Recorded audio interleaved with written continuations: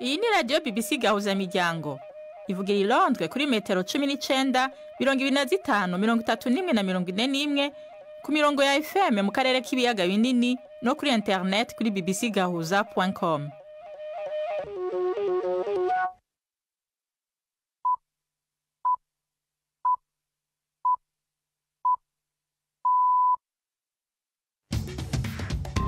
Muri Tanzania abantu 145 bashikanywe imbere y'ubutungane i Dar es Salaam bagirizwa ivyaha vy'ubuhemu bifitanye isano n'imyerekano yaranze amatora yo mu kwezi guheze. Mu Rwanda abagendana ubumuga bwo kutabona batewe impungenge no kuzimba kw'inkoni yera bifashisha mu buzima bwa misi yose. Umukuru w'igihugu ca Kenya William Ruto yateye akamo gasaba ko abanyakenya ivuga ko bafungiwe muri Ukraine barekugwa. Tubafitiye n'ikiganiro c'abaza muganga, aya makuru ahagarariwe na Mark niyo nkuru.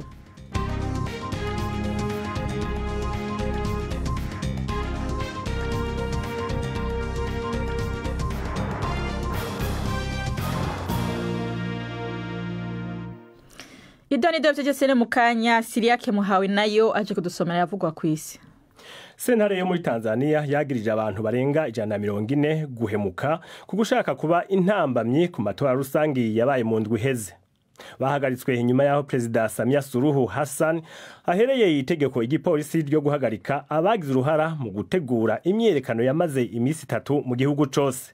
Abanyepolitike batavuga rumwe na leta hamwe n'abanira agati y'akazi na muntu bavuga ko abantu amajana n'amajana bishwe igihe batana mu mitwe n'igipolisi ca Tanzania biyamiriza ivyavuye mu matora yatsinzwe na Samia Suluhu ku bice 98 kwijana. Leta ya Sudani ivuga ko ikeneye icemezo c'amakungu ko umuhari wa RSF uzokubahiriza agahengwe uherutse kwiyemeza imbere yuko nayo ikemera. Ibi bivuze mu gihe hari inkuru zivuga ko habaye ibitero vya drone i Khartoum ku mugwa mukuru amasaha make nyuma yaho uwo mugwi witwara gisirikare wiyemereje agahengwe ko tuma hatangwa imfashanyo kasabwe na leta z'ubumwe za Amerika. Inkuru ya Mayeni Jones mwumva mwijwi rya Ohor Ishimwe. Mu gihe hari katanga ikiganiro ku bamenyesha makuru i Pretoria, uwuserukira igihugu ca Sudani muri Afrika y'Epfo yavuze ko hakiri kare kugira leta yiwe yishure ku ciyumviro ca Amerika cerekeye guhagarika imigwano.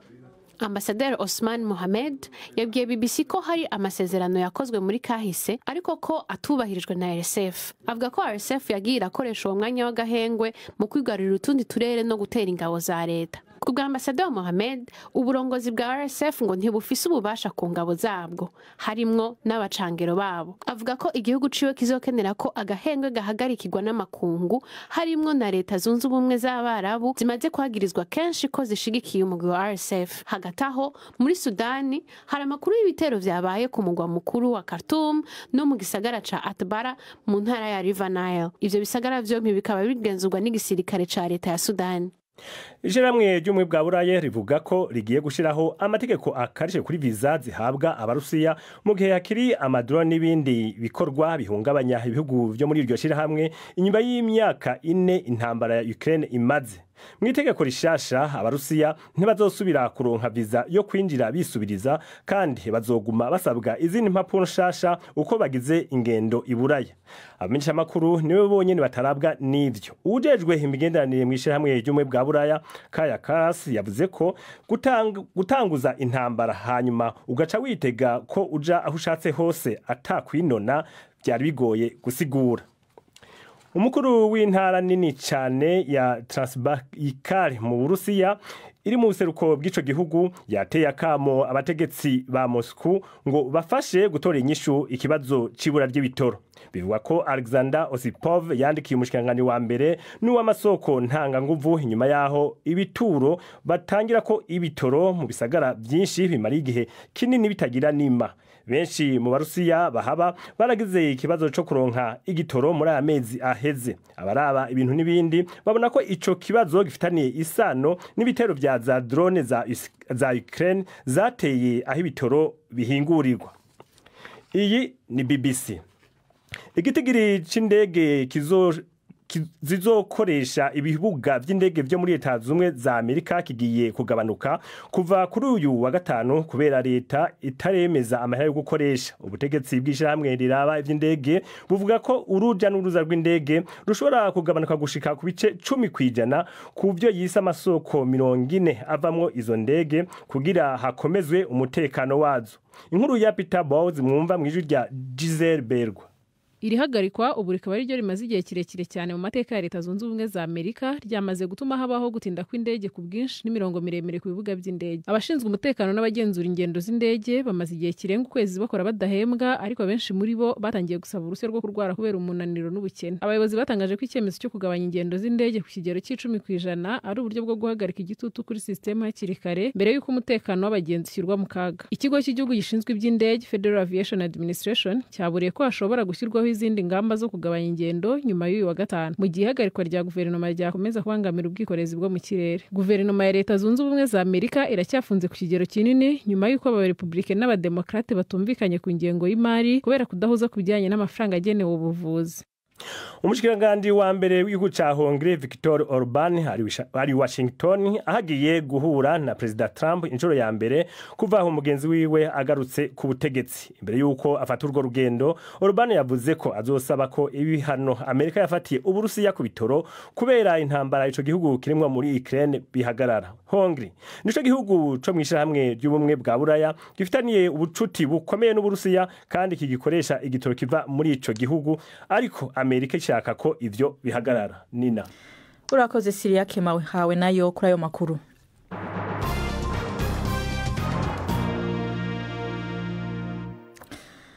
Amakuru ku buryo burambuye tuyahereye muri Tanzania. Abantu 145 bashikanye imbere y'ubutungane i Dar es Salaam bagirizwa ivyaha vy'ubuhemu bifitanye isano n'imyerekano yaranze amatora yo mu kwezi guheze. Bashobora kuba ari abantu benshi bagirijwe ico caha icarimwe muri kahise ka Tanzania. Ni inkuru ya Prime Ndikumagenge i Nairobi. Abarenga 70 muri abo bantu bagirizwa ivyaha bibiri birimwo gutegura gukora ico caha muri Tanzania hisonzwe igitabo mpanavyaha co muri ico gihugu. Abandi bagirizwa ivyaha vyo gusambura, bagirizwa kubikorera mu bice bitandukanye vyahitwa Ubungo mu gisagara ca Dar es Salaam hagati y'itariki ya mbere y'ukwezi kwa kane n'itariki ya 29 y'ukwezi kw'icumi uyu mwaka. Muri abo bagirizwa harimwo umugwizatunga Jennifer Jovin azwi cyane nka Nifa. Uretse ivyagirizwa abandi, wehongera ko gushishikariza abantu kugura udutambara two kwifuka mu maso kugira birinde imyuka ikoroza amosozi mu gihe cyo mu myerekano yo kurwanya amatora yo kundwi heze. Abagirizwa ivyo vyaha babisomewe mu ntahe y'icese. Umucamanza yaciye ashirirwa urubanza ku itariki ya 11 uku kwezi mu kwemerera abaregwa bari basavye guhabwa igihe cyo kwivuza. Kuga amategeko yo muri Tanzania, umuntu yagirijwe icaha cyo guhemuka ntashobora kurekurwa ngo aburane yidegemvya, kandi igihano c'uwagiriwe n'ico caha nico gupfa. Muri ayo matora rusangi yo kundwi heze, abantu benshi barapfuye, ibintu navyo birasamburwa, ariko gushika ubu leta ntaciravuga ku bantu bishwe. Amashirahamwe amwe avuga yuko bashobora kuba barenga 1000. Imiryango itari mike mu babuza bayo ivuga yuko nubu itazi ibiziga vyabo iyo biri, mu gihe abakozi bo mu bitaro bitandukanye bavuze ko ivyo biziga vyatwawe n'imodoka z'igisagara ca Dar es Salaam ariko batazi iyo zabijanye. Prime Ndikumagenge, BBC Gahuza Miryango, Nairobi. Urakoze Prime Ndikumagenge. Unaho tuje mu Rwanda. Mu gihe uno munsi hahimbajwe umunsi mpuzamakungu wahariwe inkoni yera ikoreshwa n'abagendana ubumuga bwo kutabona, bano batewe impungenge nuko ibiciro vy'iyo nkoni biri hejuru. Ishiramwe ry'abagendana ubumuga bwo kutabona risaba ko iyo nkoni yoshirwa kubirihwa na mitwere kugira ngo abayikeneye bayironswe itabagoye. Ni inkuru ya Jean Claude Mwambutsa. Biba ngombwa rero yuko witwararika mu mutwe wawe biba birimo, noneho n'ahantu umenyereye ugira ngo kamera nk'umuntu ubona. Elia Maniraguha wo mu karere ka Rwamagana n'umugabo ubana ubumuga bwo kutabona yatewe n'impanuka mu murenge wa Mwurire, aho bana n'abana be babiri. Maniraguha agomba kuba nk'abandi baturage yirwanaho kandi atabona. Inzira iganiwe irafunganye cyane kandi irimo ibyobo byinshi byatewe n'imvura. Kuhanyura no ku muntu ureba bisaba kwigengesera cyane. Ubwo namusuraga yaje kunsanganira ku muhanda munini nko muri metero 500. Tujyaniwe mu rugo niwe wagiye imbere. akabanza inkoni yera imbere ubundi akayikurikira. Kuri we ngo iyi nkoni ni umufasha wizewe. Ni inkoni dufata nyine nk'inkoni y'agaciro natwe duhesha agaciro. Iyo ugiye mu muhanda n'umushoferi amenya yuko utabona, byaba ku manywa byaba nimugoroba, kuko mo hangaha h'umweru aka nakagarura rumuri, nta nkuba yagukubita birimo n'umurinda nkuba, sibye kaka kanje nyine kaba gashaje n'ijisho ryavuyeho. Gusa Maniraguha avuga ko inkoni ye imaze gusaza cyane, ikaba itakimuyobora ku buryo bumwizeza umutekano wuzuye. Nta bushobozi bwo kugura indi kuko ihenda, kandi ngo nta n'umuterankunga arabona nk'uko abivuga. Jean Pierre Twizeyimana wo mu karere ka Huye nawe avuga ko inkoni yera atari igikoresho, ahubwo ko ari nk'urugingo rw'umubiri mu zindi. Nawe agasaba ko iyi nkoni yaboneka kuri buri wese ufite ubumuga bwo kutabona. Nyifata nk'umuvandimwe kuko ntayifite ntari kumwe nayo, ngira ngo urabibona ko nubwo narindi kumwe n'umuntu unyoboye, nayo ubwawe nari nyifite kugira ngo hahandi wa muntu ashobora wenda kugira gutya akarangara ibashe mu by'ukuri nayo kumfasha. Urumva rero nanjye ku ruhande rwanjye nyifata nk'umuvandimwe wanjye.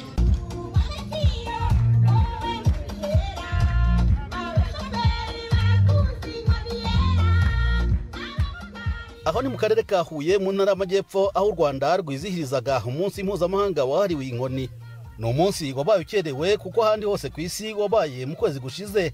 Abari bateraniye aha basabye leta gukora ibishoboka byose ngo igiciro cy'iyi nkoni kigabanuke.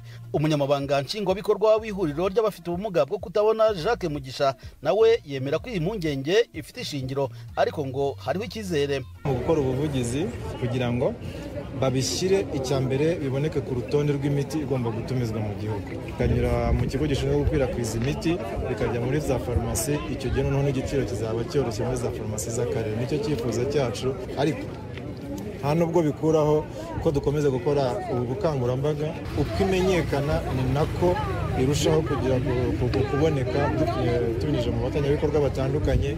Tukaba tumaze gushyiraho cano ebyiri kandi zajya ziduha inkoni yera mu buryo twabyifuzamo n'ubizagera ku baturage bacu batabona. Igiciro cy'inkoni yera mu Rwanda kiri hagati y'amafaranga y'u Rwanda 45 na 60, ariko nimbarwa bashobora kukigondera kuko hafi ya bose babayeho mu bukene. Kuri uyu munsi abanyamahirwe bashoboye guhabwa izi nkoni zatanzwe n'abaterankunga batandukanye. Hakaba hatanzwe icyifuzo ko buri wese ufite ubumuga yahabwa inkoni kandi akigishwa no kuyikoresha. Nta mibare nyayo y'ababana ubumuga bwo kutabona irashyirwa habona ku rwego rw'igihugu. Cyakora akarere ka Huye ko kavuze ko kabarura abakabakaba 100. Jean Claude Mwambutsa, BBC Gahuza Miryango, i Huye mu ntara y'Amajyepfo.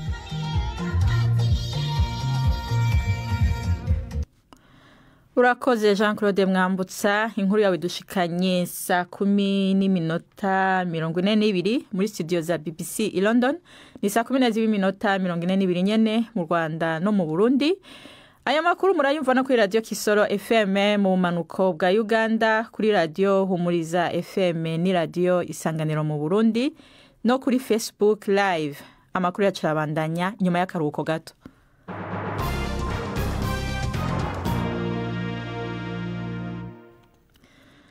Tugume mu karere, imwe mu nkuru ziriko ziravugwa cyane mu Burundi ijanye n'ijambo umukuru w'ico gihugu Evariste Ndayishimiye yashikirije akarira Faustin Ndikumana, umukuru w'ishirahamwe Parsem rihamagarira abarundi guhindura ivyiyumviro n'ingendo.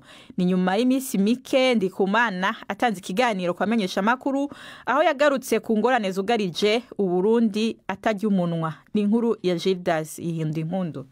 Ijambo ririko rivugisha abatari bake mu Burundi, umukuru w'igihugu Evariste Ndayishimiye yarivuze kuri uwa gatatu igihe ariko arashikiriza mu stanteri mushasha wa komine Matongo mu ntara ya Butanyerera. Imbere y'isinzi ry'abanyagihugu, Ndayishimiye avuga ko Faustin Ndikumana arongoye Parsem, ishirahamwe rihamagarira abarundi guhindura ivyiyumviro n'ingendo, ari mu bantu basaba ibidashoboka kugira gomora abanyagihugu. Nta kintu na kimwe wovuga ngo yarakoreye Burundi yokwirata kuva avuka, kuko nawe yari yakoze muri banki Entere banki bamwirukanye kuko atacamaze, baramwirukana bamukurayo acahungira muri mwe bita societe civile kugira ngo yerekane ko ari igihangange, acakorana n'abakoroni. Hanyuma rero none ntabeshejeho n'iki kwaba mu nzu nziza, kandi afise nk'abanyezamu 10 ngo bamucunga, ni igihangange kandi arabahemba abahemba amahera akuyehe uzabumva ngo nta gitoro kirahari agendera mu modoka agikurahe ko ntaramubona ariko agenda n'amaguru ngo nabuze igitoro. Umukuru w'igihugu asa n'ubusigura ko Ndikumana arongoye Parsem arangura imigambi idateza imbere igihugu. Ngo igiteza imbere igihugu rero ni ikintu kizana umwimbu. Umuntu wese atari kugwiza umwimbu naho baduca inkokora. Wewe wazingutira mbere no kugira akabare. Afise akabare nta n'umuriyoni wo kwinjira mu kabare kiwe kari hagi Ngozi narakabonye. Ndamubajije ico avuga kuri ayo majambo y'umukuru w'igihugu, Faustin Ndikumana yambwiye ko yubaha inzego kandi ko atageramiye canke ngo atere ingorane igihugu. Ashimangira ko ivyo akora ari uguterera mu iterambere ry'igihugu nk'umunyagihugu asanzwe. Amajambo Evariste Ndayishimiye yashikirije ayavuze nyuma y'imisi mike urongoye Parsem atanze kiganiro aho yagarutse ku ngorane zugarije Burundi mu bisata bitandukanye atakurya umunwa. Muri ico kiganiro Faustin Ndikumana ashimikira ku bihushane vyigaragaza mu isekeza ryo gushora ubutare riherutse gutanguzwa n'umukuru w'igihugu, ibiturire bihanze Burundi, ubukene bw'igitoro, kunyonora amatungo ya leta n'ibindi. Asaba abategetsi b'u Burundi kwemanga ko ibintu vyifashe nabi gutyo bihutire kurondera umuturama.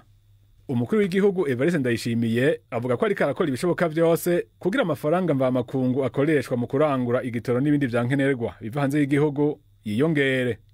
Gildas Yondimpundu, BBC Gahuzamiryango i Nairobi. Urakoze Gildas Yondimpundu. Tugume ngaho nyene muri Kenya.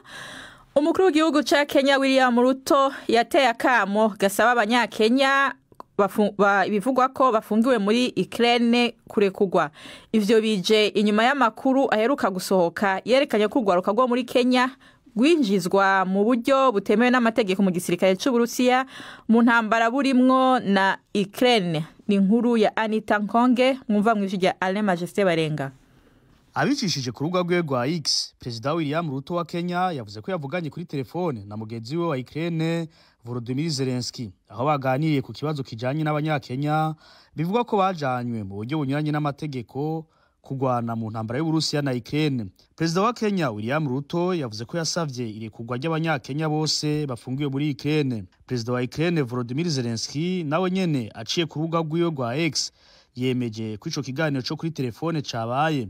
Avuga ko yahaye umukuru w'igihugu ca Kenya amakuru agezweho ajanye n'ibitero by'Uburusiya, agaruka kwinjizwa ry'abanyamahanga muri iyo ntambara y'ubukozi bw'ikibi. Perezida wa Ukraine yongeye ko ku bihugu vyompi Kenya hamwe na Ukraine biriko birakora kugira bishishikarize abantu kumenya amakuru y'ububeshi no kuyovya kubijanye no guhenda abantu ngo bagiye guhabwa akazi bakisanga bajanye muri iyo ntambara. Haheze amezi abiri hasohotse amavideo y'umunonotsi wo muri Kenya yavuze ko yaguye mu mutego wo kujanwa kugwana nk'umusirikare w'Uburusiya muri iyo ntambara na Ukraine mu gihe yari yagiye mu Burusiya nk'umukerarugendo. Ubu apfungiwe muri Ukraine. Amatohoza arabandanya muri Kenya inyuma y'uko abategetsi b'ico gihugu bamenye ko ari abantu boba bariko bararondera abanyakenya bakiri bato kuja gukorera mu gihugu c'Uburusiya. Gushika ubu abanyakenya 4 baramaze gutabagwa no gusubizwa iwabo. Abanyeshure baba mu bigo vya kaminuza y'u Burundi vy'Ikiriri no kumutanga baratoye impungenge n'amazu babamwo. Amwe yarasimigaga, ahandi amazi yirirwa atembera ku mpome ku buryo ayo mazu ashobora no kugwa. Basaba bijejwe kugarukira izo nyubakwa amazi atararenga inkombe. Ni inkuru ya Patrick Waso i Bujumbura. Ayo namazi acafuye yisesa ava mu vyumba by'abanyeshuri baba mu bigo vya kaminuza Ikiriri mu nyubako batazira GH ifisi ivyumba birenga 300. Aho Ikiriri ukihashika ukiri kure hasa neza, wakigwa n'amazu amwe asize akarangi, ariko uko wegera niko ubona ubudasa hagati yo abanyeshuri biga naho barara. Aho biga ibintu biracagendeka, ariko utumbereye neza aho barara niyo wakigwa n'umuntu uko imiringoti sohora amazi yacafuye nayava mu tuzu twa sugumwe yarazivye. Vyose bica vyisuka umuserege uri hafi. Impome zimwe zimwe zikaba zimaze kwata imigaga. Abanyeshuri batinya ko iyo nyubako ishobora kubagwako kandi bakanategwa n'indwara zifatira ku isuku rike. Niyo tubamwo ni GH biboneka yuko ifise hasi ibintu by'imigaga umva dufise ubwoba yuko akanya n'akanya dushobora kugira ikibazo igahenuka canke twagira izindi ngorane bivanye n'ukuntu aho hasi hameze kuko hari imigaga. Hari ukungene usanga dushe yarazivye ugasanga biriko biraduga hejuru bikaba byo batera nk'ingwara. Banyene muri GH bivanye n'ukuntu ishaje kandi kanalizasiyo zayo z'amazi zisa n'izashaje, rero ugasanga amatiyo yaramenetse vyatumye mu mushinge inkingi zigira ikibazo zimera nk'uko umengo haraboze hari mu kubomoka. No mu kigo ca kaminuza y'u Burundi cyo kumutanga inyubako abanyeshuri babamwo ntizishemeye namba. Umunuko niyo wakira abahashitse nko muri pavillon y'icumi iraramwa bigeme hakora utuzu twa sugumwe dutatu gusa ku banyeshuri barenga 210 bahaba. Ku ruhande ruzwi nka Tropicana hoho ibintu bimeze nabi gusumba. Muri Tropicana ya mbere usanga utuzu dushaje uhashitse umunuko urakwakira. No muri Tropicana ya kabiri nuko utuzu tw'abanyeshuri turashaje. Uterereje ijisho ubona ko amategura ahasakaye aze yaratanguye kumera ko ivyatsi. Abahaba ngo babanye ubwoba. Amazu tubamwo rero samazu ahuriranye nuko twategezwa kubaho. Bamwe turavigwa, abandi ugasanga inzu nyene umuryango uratoboye, umuntu arashaka gucisha kuboko hirya ugasanga ari ibintu biri ndani, uretse ko hariho n'amazu tamiryango iriko ugasanga uba ngaha mugaba handi hameze nabi, bishoboka ko kunyegeza nk'igikoko, rimwe na rimwe utashe nko mujove nko kwibwa ugasanga igikoko cyo kumerera nabi, ari nk'inzoka cyangwa iki, bikoroha ko kinyegeza iyo kugira ngo gishobore kugushikira naho usanzwe uba. Ivyo bigo biraboneka ko haheze imyaka itari mike bidasanurwa. Abanyeshuri biga muri ivyo bigo vya kaminuza y'u Burundi barasaba rero ko ababijejwe bokurikirana neza hakiri kare izo nyubako ku neza yabo. Turacarondera abarongoye kaminuza ya Burundi ngo bagire ico bavuze kuri iyi nkuru ya Patrick Waso. Abagwanyi bitwara gisirikare ba Rapid Support Forces RSF mfunyafunyo muri Sudani bavuga ko bemeye guhagarika intambara ibahuza n'igisirikare kugira hatangwe ifashanyo. Izi mpande zibiri zimaze imyaka irenga 2 zihanganye mu ntambara zikaze. Ako gahengwe kasabwe n'umugwi w'ibihugu 4 birongowe na Amerika.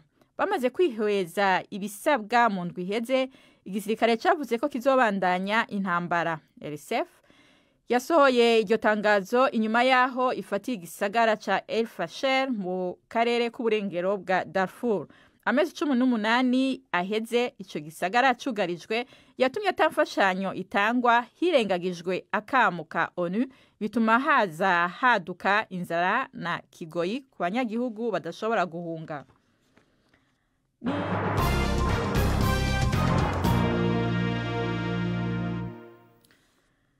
Urubanza rwo kunguruza mu Rwanda no musi muri sentare yatanguye kumviriza amasura aregura Beatrice Munyenyezi, aho umwe muri bo avuga ko yamwigishije mu ishuri ryisumbuye rya Sefoteke mu cahoze ari gisagara ca Butare ubu ari gisagara ca Huye.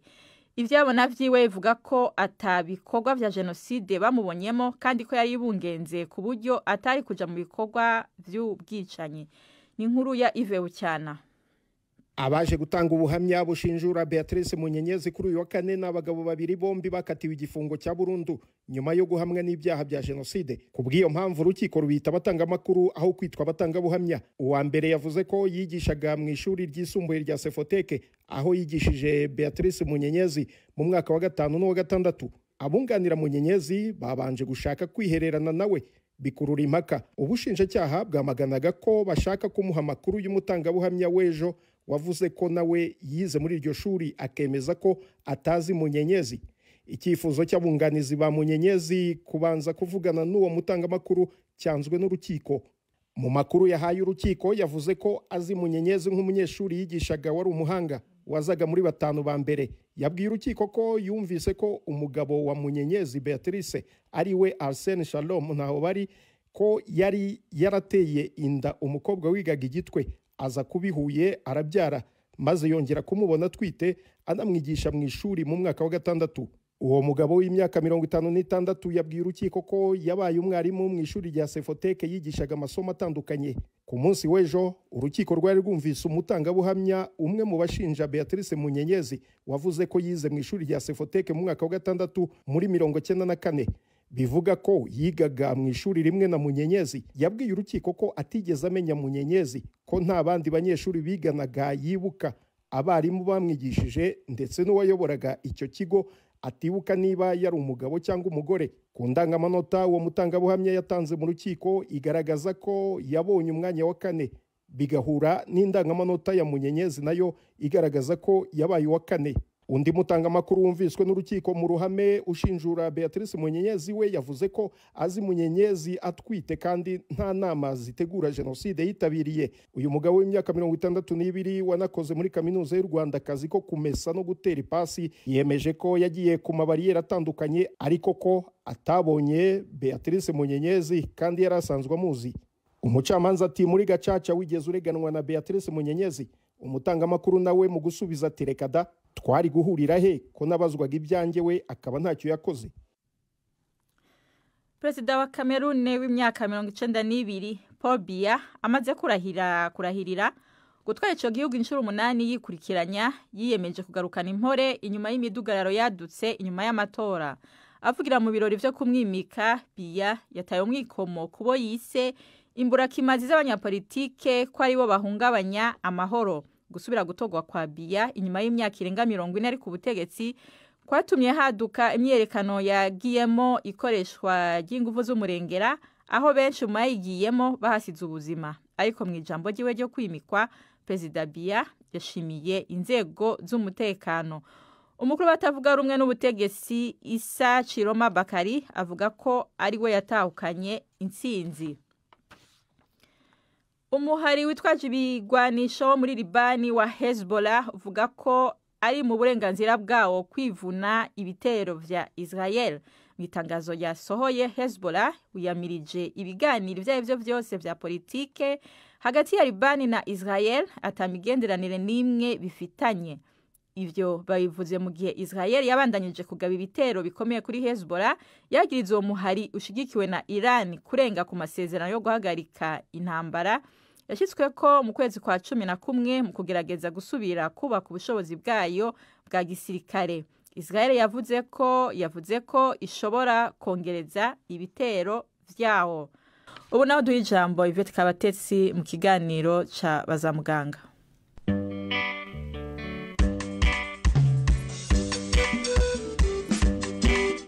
Mwiriho neza. Amboli pulmonaire cyangwa pulmonary embolism ni bumwe mu burwayi bukomeye burangwa no kuziba kw'imitsi ijyana amaraso, bushobora no guhitana umuntu igihe atavuwe. Ubu burwayi bukunze no kugaragara bwaba buterwa n'iki?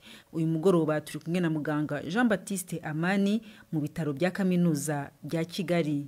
Amboli pulmonaire cyangwa se pulmonary embolism mu Cyongereza ni igihe umuntu imitsi ivana amaraso mu mutima yohereza mu bihaha iba yazibye kubera utubumbe duto dushobora kujya muri iyo mitsi yohereza amaraso mu bihaha tuba twazibye. Mu by'ukuri ni iyo ndwara twita amboli pulmonaire cyangwa se pulmonary embolism. Utwo tubumbe se tuba dukozwe mu ki, tuza kubera iki? Utwo tubumbe rero ni nka kwa kundi n'ubundi ukomereka noneho amaraso akavura, ariko ibyo byo bibera imbere mu mitsi y'umuntu cyangwa se mu mijyana n'imigarura y'umuntu. Utwo tubumbe noneho ugasanga tujemo tugiye kuzibya ya mitsi yohereza amaraso mu bihaha avuye ku mutima. Ibibitera rero ni byinshi cyane, hari ibivukanwa hari n'ibitavukanwa.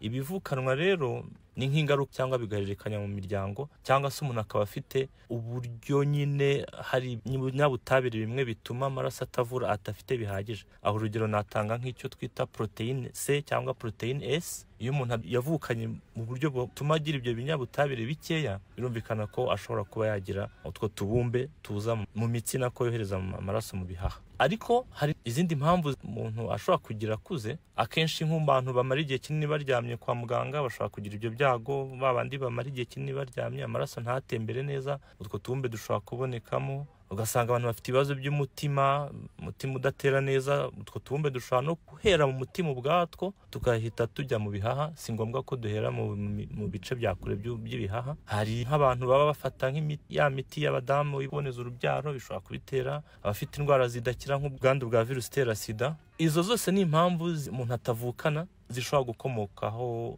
icyo kibazo cya emboli pulmonaire. Hanyuma hariho abakunze kuvuga ngo n'abantu bakunze wenda nko kugira umubyibuho ukabije cyangwa se wenda ikibazo cy'umuvuduko nabo bashobora kubigira. Ese ibyo nabyo nibyo Dr.? Umubyibuho ukabije na hypertension ntabwo bifitanye isano iri direct cyangwa se yako kanya ihura neza no kuba umuntu yagira emboli pulmonaire. Ariko binyuruze ko abantu babyibushye bafite umubyibuho ukabije cyane usanga kenshi batanakora siporo, ugasanga n'abantu baguma hamwe noneho ya maraso yabo ntatembere neza bigatuma bashobora kugira icyo kibazo cyo kuvura. Ariko byo ubwabyo ntabwo twavuga ko aribyo bibitera kuba umuntu yagira emboli pulmonaire. Ubwo rero ubwo burwayi bwa emboli pulmonaire muga mu bisanzwe bugaragazwa n'iki mbese ibimenyetso? Emboli pulmonaire ishobora kutagira ibimenyetso cyangwa se ikaba indwara yoroheje cyangwa se ikaba indwara y'igikatu ikabije. Dushobora kuvuga ko twayishyira muri ibyo byiciro bitatu. Idakabije cyane cyangwa se ifite ibimenyetso bikabije akenshi ikunda kurangwa n'umuntu ufite ikibazo cyo guhumeka nabi cyangwa se akumva arababara mu gituza mu buryo budasobanutse cyangwa se akumva umutima uratera vuba mu buryo budasanzwe cyangwa se rimwe na rimwe akaba yanakorora n'amaraso. Ibyo nibyo bimenyetso akenshi impuruza bishobora kubwira umuganga ko umurwayi ashobora kuba afite emboli pulmonaire. Navuga ngo ni ibimenyetso bigaragara umuntu agifatwa cyangwa bitwara igihe kugira ngo ibyo bimenyetso bigaragare? Mu gihe akenshi ikabije, akenshi ibimenyetso hari igihe biza mu buryo bwihuse, ariko yandi yoroheje hari igihe ibimenyetso biza gake gake. Ubwo rero navuga ko bitewe n'ubwoko bw'iyo emboli umuntu yagize nibyo bigena ibimenyetso umuntu agira n'igihe abigirira. Hari niza ngo ikagufata ako kanya mu buryo butunguranye? Yego rwose, ibyo ni ukuri. Hari igihe iza mu buryo bwihuse cyane butunguranye ugasanga umuntu ararembye cyane rwose. Ibyo ni ukuri nabyo. Bugira izihe ngaruka rero? Akenshi iyo ari emboli yindi y'igikatu niko nabyita, nibwo dushobora kuvuga ko iyo umuntu ayifite aba afite n'ibyago byinshi by'uko umutima we n'ibihaha bye bishobora kuba byahagarara. Ni ubugwari rero butoroshye. Ese buvurwa bute? Kenshi mu buryo bwo kubuvura ni imiti yifashishwa kwa muganga ituma amaraso atavura. Iyi miti yitwa anticoagulant, ni imiti ituma amaraso atavura. Noneho uko igihe kigenda gihita umubiri ufite uburyo ugenda uyengesha twa tubumbe gake gake noneho bikazageraho noneho ugasanga umurwayi arakize muri ubwo buryo. Ariko hari n'igihe biba ngombwa ko iyo bukabije cyane bubagwa, ibyo bita embolectomy, noneho bagakuramo kabumbe k'amaraso kagiye kuzibya ya mitsi, ugasanga noneho umurwayi yafashijwe muri ubwo buryo. Hari inama mushobora kugira abantu kuri ubu burwayi kuko ni uburwayi ngira ngo bugaragara cyane? Yego, hari inama za mbere nuko twabwira abarwayi kwirinda itabi, naryo mu bishobora kuba ryabitera ririmo, cyangwa se umubyibuho ukabije nk'uko twabivuze, cyangwa se bafite ikibazo cy'umutima, umutima udatera neza, kumva arababara mu gatuza, atangiye kuruka amaraso. Iyo afite ibyo bimenyetso biba byiza yiyegereye abaganga kugira ngo bashakishe hakiri kare niba atari iyo emboli, noneho ahabwe imiti cyangwa n'ubundi bufasha hakiri kare kugira ngo butazanakura bugakomera bukagira ubwo bwavamo emboli ikabije. Muganga Jean Baptiste Amani watubwiraga kuri pulmonary embolism, uburwayi bufata imyakura ijyana amaraso. Ni naha rero dusoreje. Twibutse ko dukomeza kwakira ibibazo. Ikiganiro ukasanduka amabaruwa 2790. Mushobora no kutwandikira kuri email bazamuganga@gmail.com. Murara haryana.